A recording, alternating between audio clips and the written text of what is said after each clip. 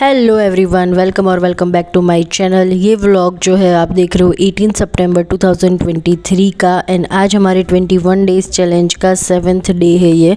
And first of all happy Ganesh Chaturthi. Ganesh Chaturthi की आपको बहुत सारी शुभकामनाएं।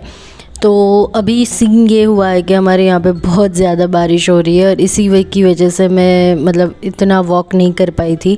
मैंने जितना भी किया वो घर पे ही थोड़ा बहुत किया था। मैंने बहुत ट्राई किया कि बारिश रुके और मैं बाहर जाऊँ, लेकिन आज कुछ ज़्यादा ही बारिश हो रही थी कि मैं बाहर नहीं जा पाई। बट यही एक जर्नी है, यही एक लेसन है कि आप कितना भी अपने हैंड से ट्राई कर लो, बट इट्स नॉट पॉसिबल कि जो भी चीज़ है वो आपके हिसाब से चले। तो इट्स ओके। मैंने घर पे ट्राई किया, मैं जितना भी वॉक कर सकती थी उतना, और मैंने आई गेस 3,500 जितने स्टेप कंप्लीट किए। बट वो इनफ नहीं है, but that's okay. Next day हम ट्राई करेंगे कि बाहर बारिश ना हो तो वॉक कर पाए। बट मैंने ये बुक का टारगेट कंप्लीट कर लिया था। और आज मैंने आपके साथ एक बहुत इम्पोर्टेंट स्टोरी शेयर की है महाभारत के बारे में। तो ज़रूर वीडियो एंड तक देखना। आपको महाभारत के बारे में ऐसी चीज़ें जानने को मिलेगी जो आपने शायद कभी पहले ना सुनी हो। तो यस, वीडियो में एंड तक बने रहना।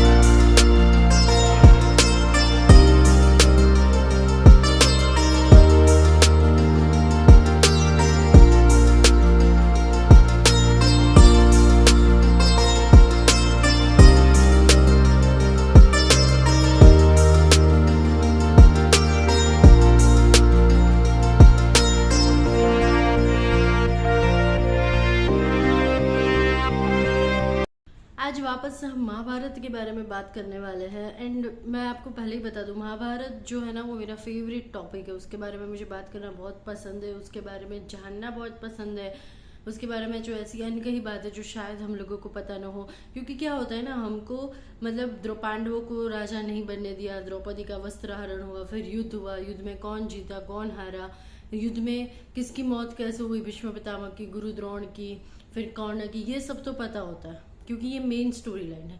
लेकिन उससे पहले क्या हुआ था, उसके बाद में क्या हुआ, वो जनरली पता नहीं होता। तो आज हम युद्ध के बाद क्या हुआ उसकी बात करेंगे।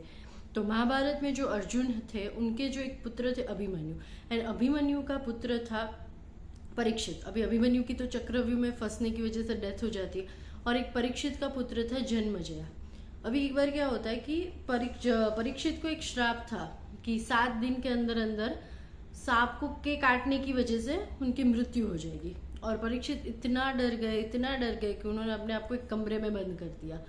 और जैसे कि 7वां दिन हुआ, उन्होंने एक फल उठाया खाने के लिए, एंड उसमें से एक सर्प निकला, और जो था नागा तक्षक, और उन्होंने उनको काट लिया और उनकी डेथ हो गई। अब ये सब सुन के उनके जो बेटे थे उनको बड़ा गुस्सा आया कि ऐसे कैसे, कि उन्होंने सोचा कि अब तो मैं इस चीज का रिवेंज लेके रहूंगा, इसका रिवेंज मुझे लेना ही है। फिर उन्होंने अपने दरबार के जितने भी ब्राह्मण थे उन सबको बुलाया और उनको एक सर्प सत्रा करके जो एक यज्ञ होता है वो करने के लिए बोला कि हम ये परफॉर्म करेंगे, एक सेक्रिफिशियल रिचुअल करेंगे, ताकि उनके पावर की वजह से इस धरती पे जितने भी सर्प है, जितने भी सरपेंट है, नाग है, उन सब की डेथ हो जाए। उसी समय पे एक इंसान आता है और राजा को रोकने के लिए बोलता है कि रुक जाइए, आप ऐसा मत कीजिए। तो जैसे ही उसने अपना इंट्रोडक्शन दिया तो उन्होंने बताया कि वो उनका नाम अस्तिका था, और वो जो नागा के जो किंग थे वासुकी, उनका नेफ्यू था के। तो जन्मेजय ने बोला कि ऑफ कोर्स तुम तो रोकोगे, क्योंकि तुम खुद एक नागा हो तो तुम तो रोकना ही चाहोगे। तो ऑफ कोर्स ये तो सीधी सी बात है। तब जन्मेजय ने बताया कि मेरे जो पिताजी थे वो एक ऋषि थे, मेरी जो माताश्री थी वो एक नागा थी, और उनकी बीच उनकी औलाद में हूँ, तो मैं आप भी हूँ और मैं एक नागा भी हूँ। तो इसीलिए इसी पर्पस की वजह से आपको मेरी बात सुननी ही पड़ेगी, और मैं कोई साइड लेने नहीं वाला हूँ, मैं सिर्फ आपको एक कहानी बताना चाहता हूँ। तो उन्होंने बताया, जन्मेजय ने बोले ठीक है अब ये भी सुन लेते हैं। तो उन्होंने बताया कि एक जब राजा परीक्षित जो थे ना वो शिकार के लिए गए थे, तब उनको बड़ी प्यास लगी थी। तो बरगद के पेड़ के नीचे एक ऋषि बैठे थे, तो उन्होंने उनसे बोला, बट ऋषि इतने मेडिटेशन में इतना लीन थे कि उनको पता ही नहीं चला। तो राजा परीक्षित ने क्या किया कि एक जो मरा हुआ सांप था उनको उनके गले में लटका दिया। अभी उनके शिष्य को ये देख के बड़ा गुस्सा आ गया कि राजा है तो क्या हुआ, ऐसे कैसे कर सकता है। तो फिर उन्होंने उनको श्राप दिया कि 7 दिन के अंदर अंदर इस सांप के काटने की वजह से आपकी मृत्यु हो जाएगी।